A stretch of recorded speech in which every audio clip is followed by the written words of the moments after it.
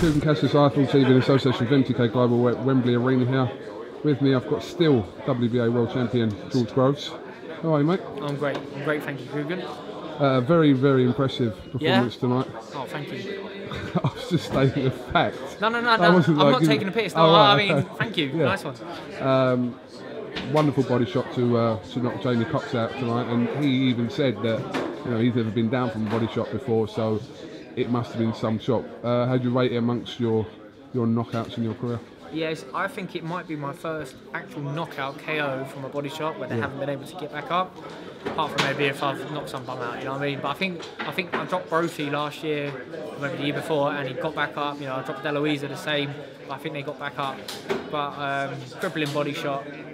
Obviously, when you're facing the southpaw, it's always been a shot I've favoured. I found my range really quickly. I was able to control the distance, make Jamie fall short. I was trying to be punch selective at the start.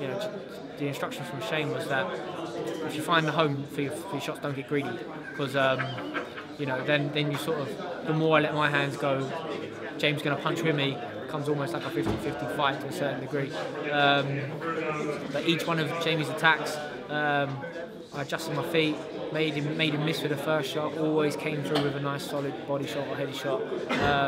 Took a couple, but that was always going to be the case when you're fighting. So, very happy with the performance. We know your next fight in the semi-final of this tournament will be against Chris Eubank Jr. An absolute fight fan's dream to see you two in the ring together. Obviously, he came in the ring after your win tonight. Spoke to him just after the fight. Said in his words that you will be annihilated come next year, and knocking you out is, putting it politely, just giving you some quotes from Chris Eubank Jr. recently. So your thoughts on this fight next year?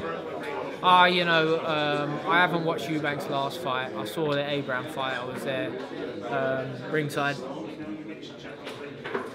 I wasn't really that impressed, to be honest. He should have got rid of Abraham. He looked like this was a step up for him, Abraham, which it was on paper, and that the occasion not got to him, but he was a lot more nervous than I've ever seen him before. He was taking long breathers for a man who can apparently just keep letting his hands go. Lots of showboating.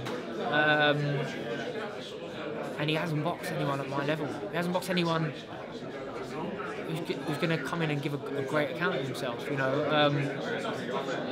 I didn't see the fight against Yildirim last week. There's a couple of sparring stories about Yildirim, but other than that, the footage I've seen of him online, not that great. So he dropped him heavy in the first round. He probably didn't recover and stopped him in the third. On paper, an impressive win, but as I say, he ain't never boxed anyone like me, and you have to make a big step up. You have to make some big adjustments. Obviously, the sparring stories, the rumours, I'm assuming they're going to come back into the build-up come, the end of this year, start of next year. Are we ever going to know really what happened? There's a lot of footage sort of on some hard drives or something somewhere. So I've filmed some of my sparring sessions with him. He's come in and filmed his sparring sessions. You can edit it down whichever way you like. But that sparring was quite some time ago, actually.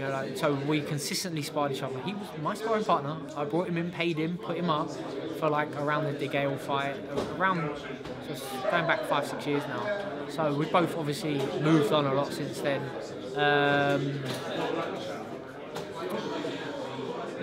I think sparring can sometimes give you a false sense of security. Even back then, I never really took sparring too seriously. I was still working on stuff, still trying to improve. That's how the sparring sessions went under Adam Booth. He never once said to me, "Go out and win this round." It was always, right, go out and do this, go out and do that, try that. If I got it off 2-3 times, then that was the job done. Didn't care about anything else. So I've never really took confidence from sparring. Because, as in, I'm going to beat this guy because I bashed him up in sparring. But at the same time, obviously, you do get a gauge of someone. You know their bad habits, you know their rhythm. So whether you have a good day or bad day, whether you're up for it, whether you did treadmill sprints that morning, or whether you did hill sprints the day before, whether you did strength the day before, and you're tired, or you're fresh, or you're heavy, or you're light, or you're close to fight weight, or you didn't have breakfast that morning because you was running late. It's only fight night where you are supposed to be 100% on it, and you know, I know how to peak. I'm doing it long enough now. I have full confidence in my team. I have full confidence to give them the right instructions at the right time. Can Chris Eubank say the same? You know, he wraps his own hands. His dad jumps in the ring and don't really give him too many, you know, too many instructions between rounds. He might have to change. Will he change? Will he conform? Will he have to behave differently? It obviously suits me if he don't, because boxing's a hard enough game. You can't do it on your own. You know, I've been in fights before where I've sort of stopped listening to the chap in the corner, and it is a massive benefit when you've got someone in the corner giving you the right instructions and you trust them, so you're going to go out and do it. We'll see if Chris changes. Just finally, obviously, I don't know if this is the new George Groves or George Groves 3.0, 4.0, whatever, but a big part of that, and I'm sure you'll agree with me, is obviously your relationship with Shane McGuigan, and obviously that was evident again tonight. So, you know, how is that relationship going? Yeah, great. I mean, I've got full confidence in Shane. I like Shane first and foremost. I think he's a good coach. I think he's a good person. So far, we've gone strength to strength, you know. And he's been through a lot of experiences in the time I've been with him, not just with me, with other fighters. And I feel he's coming out from them stronger. You know, win, lose or draw, he's becoming a better coach. We work very well for each other. You know, I'm chuffed that I've found someone who I feel will always be able to bring the best out of me. I believe Shane is that guy. You know, say since working with him, I've gone strength for strength, and we're still improving. We're in the gym, we're improving. There's no limit so far. No limit. All right. Well, listen. We look forward to this fight whenever it is next year, January, February, wherever it is. Yeah. You obviously know where you want it to be. Yeah, I mean, it's going to be in London, which is fantastic. They're working on a date. You know, I was trying to move around a football stadium. You know, I've got a couple of friends who know a couple of people, you know, make things happen. And it was poo-poo, to be honest.